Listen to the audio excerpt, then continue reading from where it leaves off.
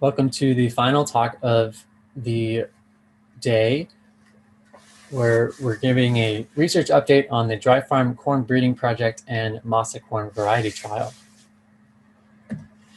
The main aims of this project are to develop an open pollinated dent corn variety that thrives in dry farm in the Pacific Northwest, and also to just increase the availability and access of diverse open pollinated corn varieties that are adapted to the Pacific Northwest. Historically, corn has not been grown in the region, and it's only in the last couple hundred years that corn has been grown here, and with varying success. One of the issues is our mild, cool nights. Corn is a heat-loving plant, and so varieties often don't mature in time. So we're limited to earlier maturing varieties. And also, if we want them to grow without much input, we want them to be drought tolerant to thrive in our arid climates in the summertime. Open oak party mix dent corn is the corn variety that we've chosen for intensive variety improvement through our breeding. And it's stewarded by Adaptive Seeds near Brownsville, Oregon. It's open source seed initiative pledged, and it's intentionally diverse. It has a diversity of dent and flint parentage, and there are indeed ears that have more of a dented kernel and ears that have more of this smooth flinty kernel, and many that are in between, and clearly different colors ranging from red to yellow. We initially did dry farm selections of this variety in 2018, just by selecting good ears in dry farm conditions. However, this so-called mass selection method is a relatively slow process, and wanted to do a breeding process that went a little faster without sacrificing the diversity that we see too much, that we find with inbreds and hybrids. So this process that we use is called recurrent selection. And recurrent selection is relatively simple in that you produce breeding families to evaluate, and then in the next year, you evaluate these breeding families in the fields. And rather than with mass selection, you would just save the top ears. But after you evaluate those families, you go back to save seed from those families and plant only the top 20% or so performing families that next year. So you create a new OP population of those that performed best in the previous year. And then you also have the opportunity to continue the process, continue the cycle by producing new breeding families from this new open pollinated population, and then evaluating them in subsequent years.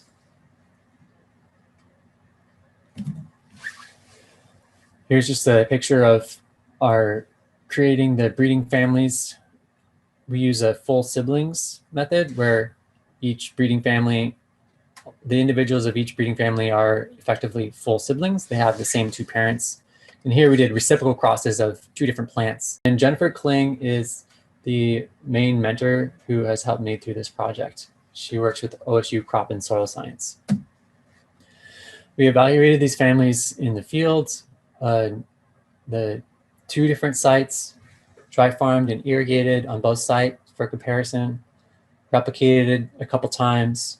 Each plot was a 20-foot row, and plants were 10 to 12 inches spaced within rows. Here's just some aerial footage of both sites. We have irrigated on the left, dry farmed on the right at the OSU Vegetable Research Farm, and then dry farmed on the top, irrigated on the bottom at the Soul Cycle Farm.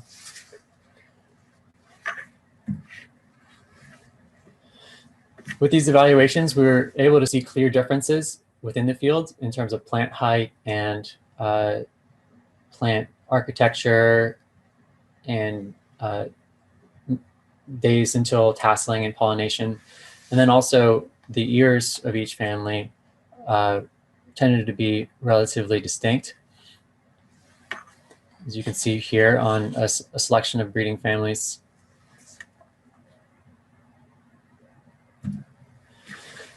One drought tolerance trait that I wanted to feature was anthesis silking interval, which is a fancy way of saying the days between pollen shed and silk emergence, which when plants are stressed, the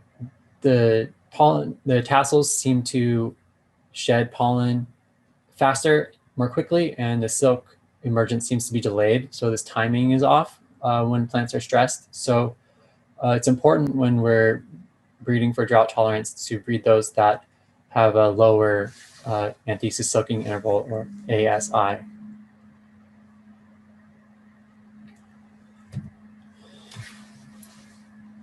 And we want to select for not just one trait, which is yield, but multiple traits. And so we created kind of a selection index of these 5 traits.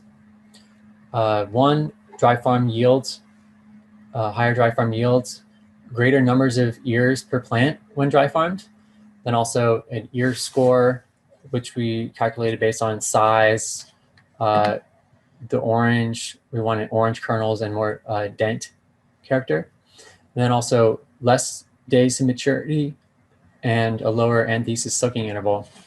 And you can see our top 20% of the 200 breeding families tended to be higher yielding, dry farmed, and earlier maturing. And their anthesis silking interval were or ASI. We had some really low ASI families.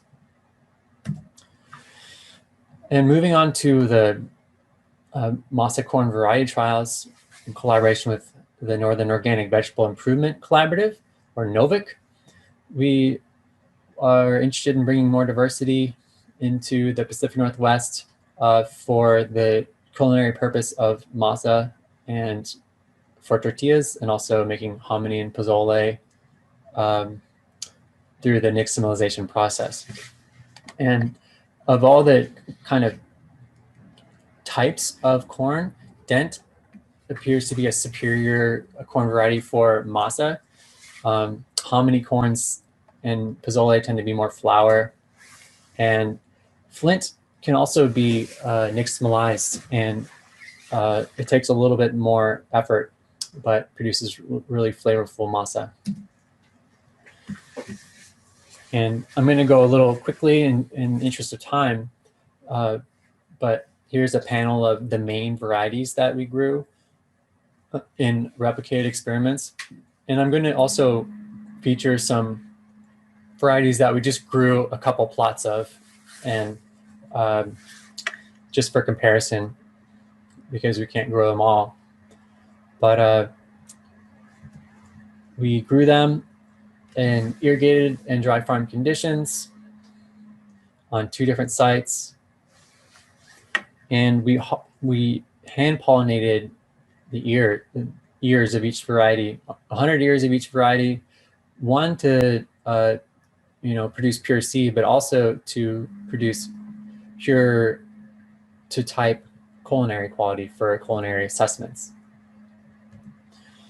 Here's us hand pollinating the earliest corn variety that we grew, which was Papa's Blue from Montana.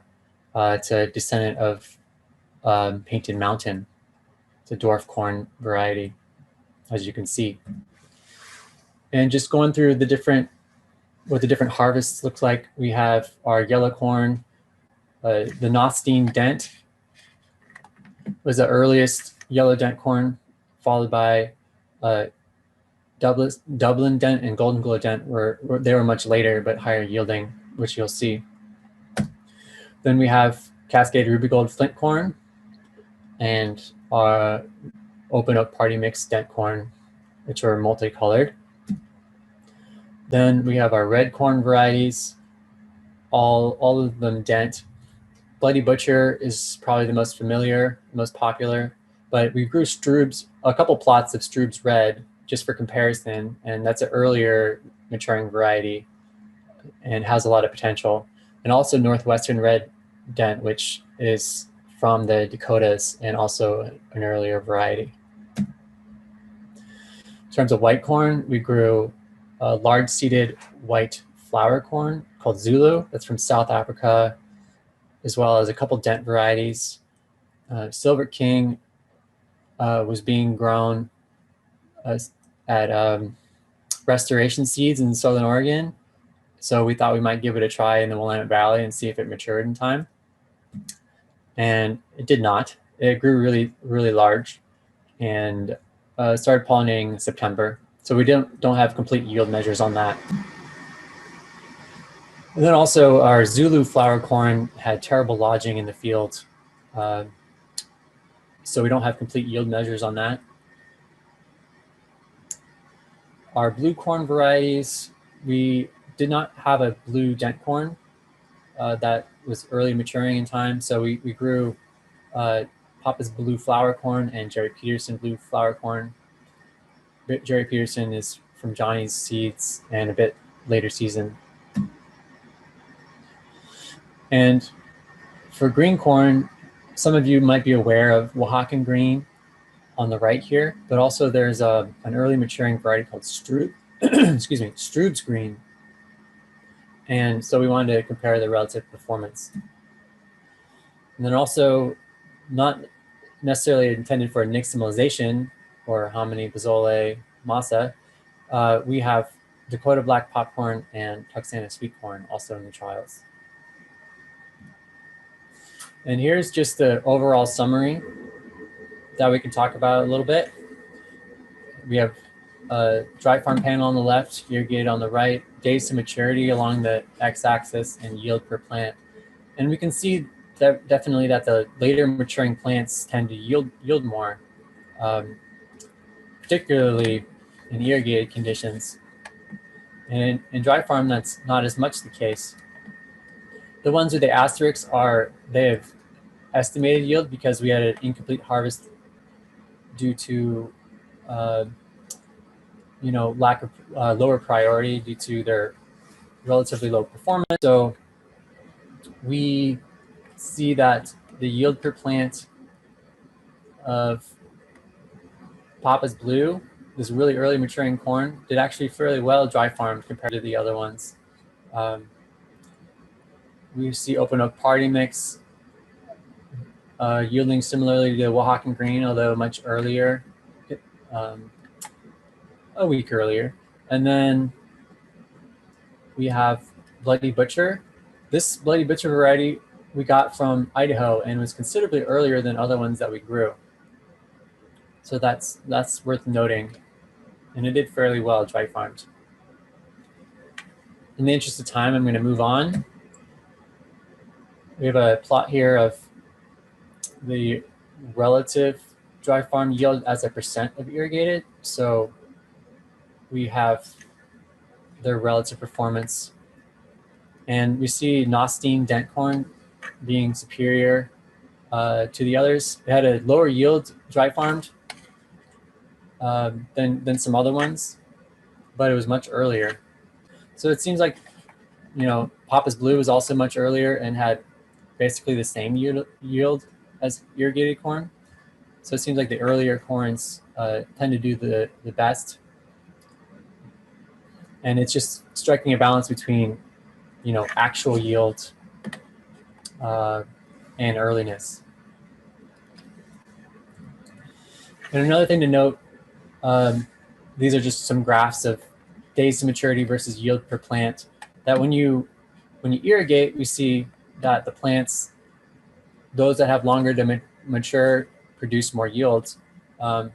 When dry farmed, that's not necessarily the case. And with dry farming, it pays less to wait. It's better to have earlier varieties. With the produced kernels, we're going to do some culinary evaluations in collaboration with Three Sisters Nixtamall, where they're going to evaluate their potential for masa for tortillas, but also nixtamalized kernels for pozole and hominy. And at the end of 2021, we should have an improved dry farm population of open oak party mix. And also this year, we hope to be evaluating breeding families we created from Oaxacan green dent and Dakota black popcorn. And also all these varieties that I showed you, we have seed saved on that. So we're going to do more variety trials this year. So please sign up for more details.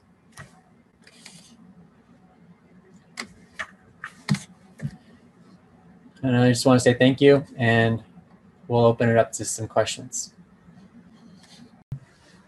Yeah, so far I've just received one question, and that was from Yadir, and it says, can you talk more about what causes lodging? And one of the main reasons for lodging are just large plants in the wind, and also how well the plants root and the type of soil can also be really important.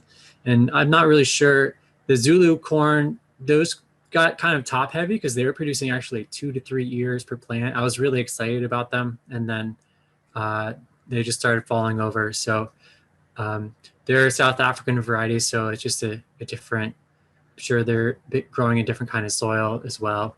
And we were dealing with some root predation as well from potato beetles. And Eliza asked, can you tell us anything about the sweet corn? We grew the Tuxana sweet corn, as well as a few others that I didn't feature in this presentation. We didn't get yield results on them.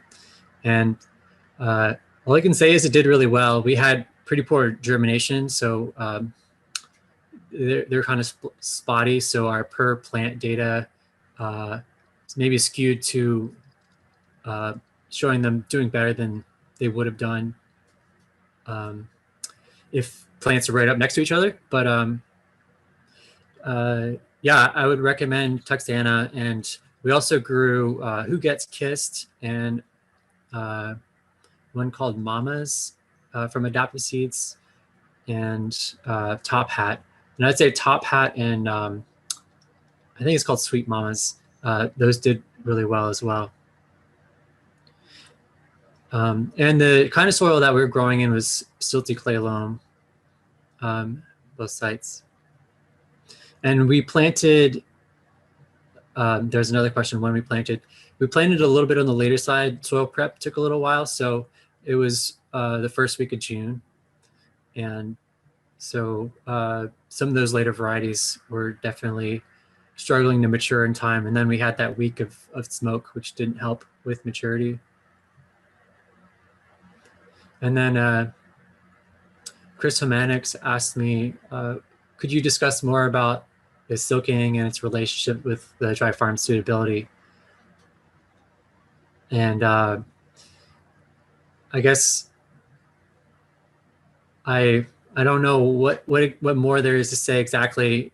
Just that it seems that when a plant is drought stressed, that the silks take longer to emerge, and so just choosing plants that have their silk emerging a little sooner and timing it better with their tassel pollen shed. When we were hand pollinating in the fields, also we were noticing that the dry farm corn tassels are just completely emptying of pollen a lot faster than the irrigated corn. So that's another thing to consider when you're trying to time that, is sometimes it's the other way, that the silk isn't delayed, but the tassels are shedding too quickly.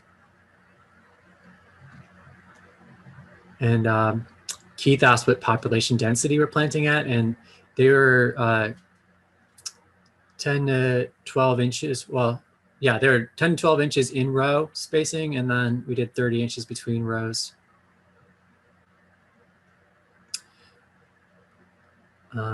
And then The Eichler brothers say, would Jerry Peterson blue yield too much less if it were pulled by 80 days?